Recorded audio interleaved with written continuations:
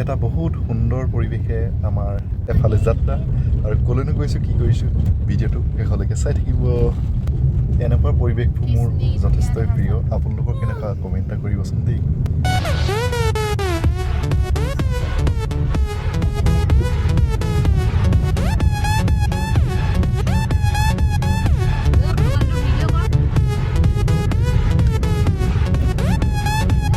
এই যে পাহাৰটো দেখিছে, এই পাহাৰটোৰ পিছতে আছে বৰহিল বুলি কোৱা এডোখৰ জেগা আৰু হয়তো বহুত আহিছে তালৈ, কিন্তু মই বাৰু প্ৰথমবাৰ আহিছোঁ আৰু মোৰ মানুহগৰাকী ঘৰৰ পৰা বেছি দূৰ নহয় বাৰু দেই বৰহিল, কিন্তু তথাপিতো মই ফাৰ্ষ্ট এয়া খৰি মাৰি লৈ আহিছোঁ এনিভাৰ্চাৰী পাতিবৰ কাৰণে। এইটো পৰিৱেশটো কিমান ধুনীয়া পৰিৱেশ।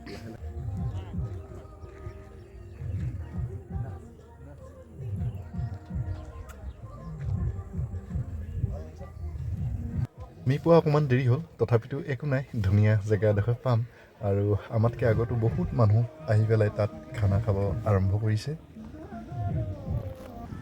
আৰু একদম চবচে ইণ্টাৰেষ্টিং কথা, এইখন নগালেণ্ড আৰু এইখন আমাৰ অসমৰ ভিতৰত আমি আছোঁ। এইখনৰ পাৰ হ'লে পূৰা নগালেণ্ড। ইমান ধুনীয়া ঠাণ্ডা পানী ইয়াত, মানে একেবাৰে গা ধোঁ ধোঁ লাগি গৈছে। ৰ'দ পূৰা পৰি আছে নাই, বিৰাট ধুনীয়া ঠাণ্ডা। এই যে নদীখন দেখিছে, এই নদীখনে আমাৰ অসম আৰু নগালেণ্ড সীমাটো দুভাগ কৰি থৈছে আৰু সঁচাকৈ নৈখন ইমান ধুনীয়া ন। আৰু আমি গৈ পোৱাৰ টাইমতে বেলিটোৰ নৈখনৰ ওপৰতে পৰিছিলে, সঁচাকৈ বৰ যথেষ্ট ধুনীয়া লাগিলে।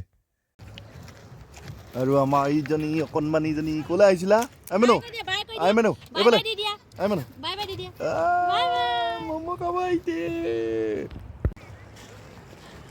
আজি দেখুৱাবলৈ আনিলোঁ দেই মানুহজনক, বৰহিল দেখা নাই বোলে। আৰু আমাৰ কণমানিজনী কি ফূৰ্তি দেখিছেনে, তাইক অকল পানীতে নামি থাকিব লাগে, নুঠেই মানে, ধৰি আনিলেও নাহে, অকল পানী অকল পানী আৰু।